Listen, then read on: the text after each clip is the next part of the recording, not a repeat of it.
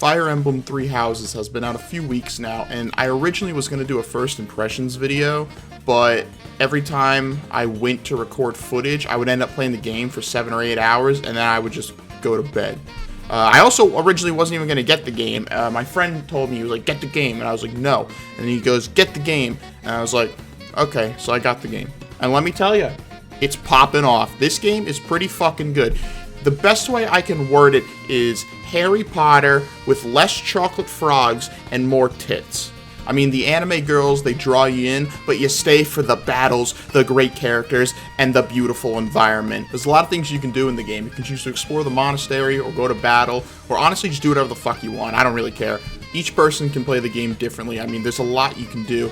Most days I like to just explore the monastery and spam tea time with Edelgard until she accepts my fucking invite. I don't know what I'm doing wrong. The game has a lot of really cool characters and does a great job allowing you to get close with some and completely ignore others and just pretend like they do not even exist. I mean, there's a variety of things you can do with characters. You can have lunch with them, train with them, you can give them gifts or lost items. Speaking of lost items, Dorothea loses every fucking forsaken item she owns. Whatever you find, it's hers. Just go to her. She's a goddamn idiot. You can stand from afar and watch them, invite them to tea, stand outside their room at night. I mean, the possibilities are endless. One thing the game does really well is it expands on the relationships of other students and characters outside of your own. When certain characters build up enough support with each other, they have cutscenes and they interact with each other, and it's pretty cool and fun to watch. And a lot of times you'll find them around the monastery just dicking around with each other. All the characters have their own unique personality and quirks that make you either love them or hate them. Lorenz. I fucking hate Lorenz. He looks like a coconut. You can recruit students from other houses as well, allowing you to shape your class to however you want it. In addition, all the characters have a decent amount of lore and background, but some of them, like, talk too much about their parents. They're like, my dad's a fucking king. And I'm like, I don't give a shit. Shut up. One thing I find funny is whenever something sad happens in the game, you'll go up to a student and they'll be like, oh my god, I'm so sad, this is terrible. And then if you try to recruit them, their like programmed recruit phrase will play regardless of the situation, and they'll immediately just be like, sorry professor, I'm super busy right now, can we talk later? And I'm just like, that was insensitive.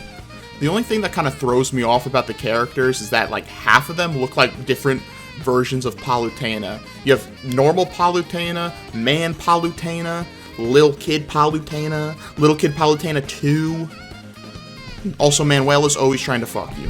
What you do around the monastery, though, you actually have to think about, because you only get a certain amount of free time to either train with faculty or, you know, have fucking tea time with Edelgard. Just accept the goddamn invitation, man, come on! As far as the combat and battle goes, it's pretty smooth, but it's challenging, and it makes you think about each move you make in order to keep your students safe. You only get so many divine pulse charges until you're out, and then what happens on the battlefield is sealed forever, unless you just reset the game. But if you do that, you're a baby. Also, if you play on casual, you're a big goo-goo gaga baby and your mom feeds you Gerbers, alright?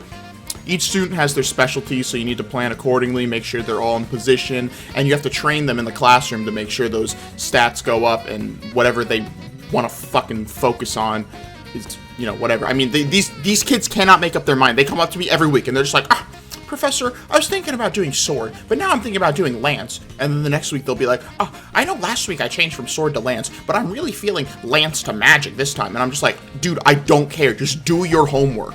The battle scenes, though, are pretty well animated and at times, you know, can make you feel like you're watching a nice History Channel documentary, but with anime characters instead.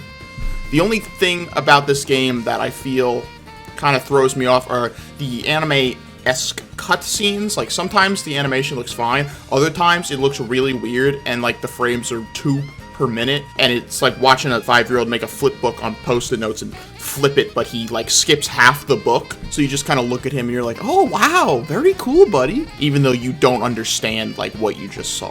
But we can chalk that up to the Switch being a Nintendo console, and the hamster running on the wheel that powers everyone's Switch is probably just, it's slowing down. Overall, though, I think this game is really fun. There's a lot of content. I didn't want to show off everything because I feel like that kind of takes away from doing it yourself and like learning about it in the game. But as of right now, I'm really enjoying the game, and I would say that it was worth the money. And I would give it, I'd give it 4.5 Edelgard rejections out of 5 Edelgard rejections.